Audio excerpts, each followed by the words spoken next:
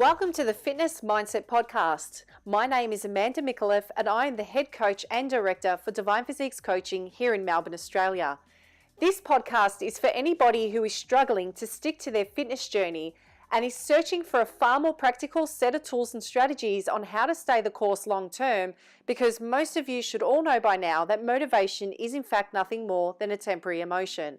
What you will learn from any of the guests on the show is that they have all battled with their own setbacks and have had to learn practical means on how to come out on top and succeed. I hope this podcast helps you along your own journey, and I thank you for tuning in today. Guys, welcome back to episode 13 of the Fitness Mindset Podcast. Today it'll just be me, and I'm going to discuss what to eat the day of your powerlifting meet to help you enhance your performance and try to avoid an energy crash. So I competed just this past Saturday at the Strength Fortress Team Champs held by JP, and it was a great day overall. The meet was run really well, everything ran smooth, and I landed 8 out of 9 lifts. So overall a really good day. And just a quick FYI, in case you didn't know the rules with the IPF Federation, unfortunately I didn't know and it cost me a PB. So make sure to leave your t-shirt on for your bench press attempts. I was seeing girls run around backstage taking their t-shirts off, sitting in their bras basically, because it was quite hot, and I didn't even think to ask if that was okay to take it off for bench press. As far as the rules go, it's okay for your deadlifts, but it's not okay for the bench. So what happened is I took my t-shirt off. I was standing near the platform waiting for my turn. My coach didn't even stop me. I went onto the platform. The judge turned around and quickly said, "Put your top back on." We ran backstage. He threw my t-shirt at me. We put it back on, got to the bench, unracked, and then the judge said re-rack. So I probably got timed out by maybe 1 or 2 seconds. And my last 2 bench attempts felt really, really good. So the 75 kilo, I'm sure I would have landed it. So it was really heartbreaking. So please don't make the same mistake as me. And if you're ever unsure, just ask your coach before you do anything. Act like a robot on the day. Just do what you need to do. Don't go there and treat it like a regular training day. Try not to be too relaxed. You're there to smash PBs basically. So just go there and act like an athlete basically. So yeah, anyway, we'll move on. So I've competed 3 times now. I competed in April, September, and now December this year. So April and September were cooler months, especially in Melbourne, Australia.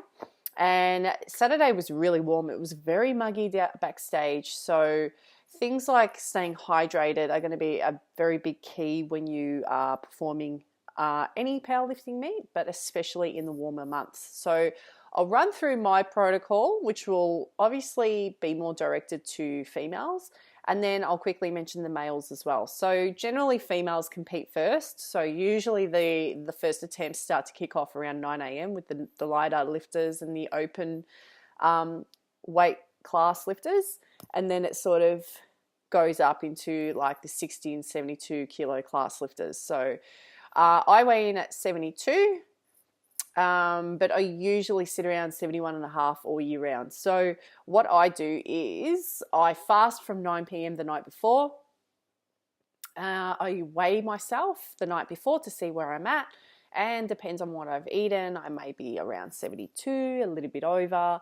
And then I'm like, okay, no problem. The morning of, I should be sweet. So the morning of, I will wake up. As soon as I wake up, I'll weigh myself before I drink or eat anything, and I try and be pretty much naked. So I wake up. First thing I want to do is have a shower. So clothes off, weigh myself. Weighed myself on Saturday, came in at 71.4, which was easy. I thought perfect. By the time we get to the weigh-ins, I'm going to come in lighter. So got to the weigh-ins, weighed in at 71.3. So usually you will lose anywhere between 1 to 200 grams by the time you wake up to the time you weigh in properly. Now, if you're a guy, the guys tend to start kicking off their first attempts around 1:30 in the afternoon. Again, it may vary from meet to meet, but generally, I mean, all 3 meets, that's how it's been pretty much. So what I would suggest is to check your scale weight the night before to see where you're at. And depending on whether you're trying to cut weight or whether you're sitting at the same weight and you only have maybe a few hundred grams to lose, then I would do this. I wouldn't fast the night before. I would fast the morning of. I would then weigh yourself the morning of, see where you're at, and fast right up until the weigh-in. And I would just literally sip on Powerade throughout that time just to stay hydrated, just to get you through the morning, because you do start to get really dizzy and stuff before the weigh-in, and all you want to do is eat and stuff like that. So if nothing else, just have some Powerade. Okay, so to break my fast after the weigh-in, so I started eating at 8 a.m. from memory. I had around 150 grams. I didn't weigh it, but I'm going to guess by eye because I've been doing this whole meal prep thing for a long time now.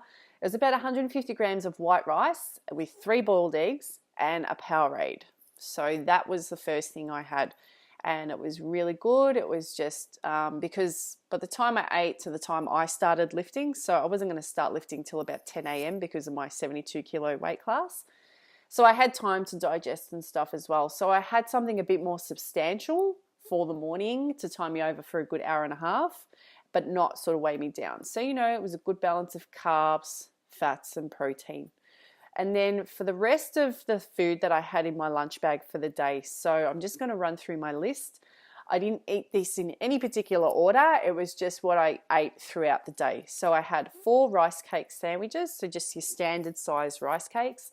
I didn't get anything too plain, so I got the original ones, but I didn't want to get anything too salty either. So if I were you, I would go for more like the salt and vinegar ones though, because that high salt is going to be good for you throughout the day. So I had 2 with butter and Vegemite and then 2 with jam and butter, and they were quite good. I took 2 bananas. I took a container of chopped up pineapple, fresh pineapple, not canned pineapple, high in vitamin C, and it has around 21 grams of carbs per cup. So, and it's also quite good with digestion. So just an FYI. I didn't pack foods that were going to be too bad in terms of their health nutrition aspects. That it was, they were still relatively healthy, but it was really high carb just the same. So I packed other things like nuts.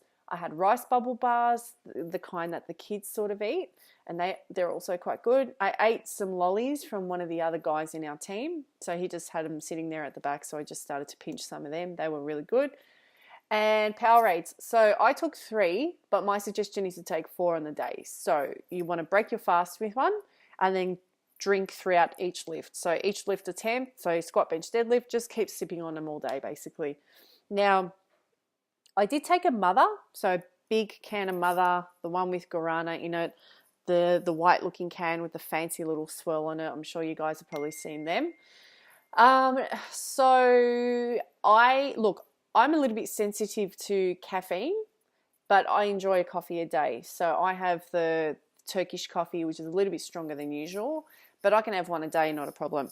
Now, my suggestion is on the day of the meet, you're going to be running with adrenaline. So if you've never competed before, just expect that the day of, that when you are fasted and you're nervous, that you're not going to need extra stimulation. That's just my opinion, especially if it's a warmer day. Probably avoid caffeine altogether, especially if you don't want to have a crash or you don't want to cop a headache. You won't need it. Legitimately, you will not need it. Just keep your carbohydrates and your hydration high throughout the day and you should be absolutely fine. So it could be okay if it's during the colder months. Maybe if you have a coffee just to warm the body up, you won't sort of feel it as bad. But, if it is going to be a hot day, it's going to get hot out the back very quickly when you've got over 100 people running at the back. So, so just something to be mindful of. Now, I think that's it. I think I've covered everything. Now, if you guys have any questions at all in relation to this, and if it's your first meet, or if you're going in for your second or third meet or any other meet and you've eaten very differently in the past, look, just to recap, don't try and eat like a bodybuilder on the day where you're trying to eat really healthy or how you would normally eat throughout the week. This is just going to be a case of you need to eat to perform. So you're going for PBs or aiming for PBs on the day. You're repping out every single, you're going for 1 RMs, for every attempt pretty much. So you just need something that is going to bring your energy to its height while fighting against anxiety and nerves and hot and heat and all the rest of it. So yeah, so it worked quite well in comparison to previous meets.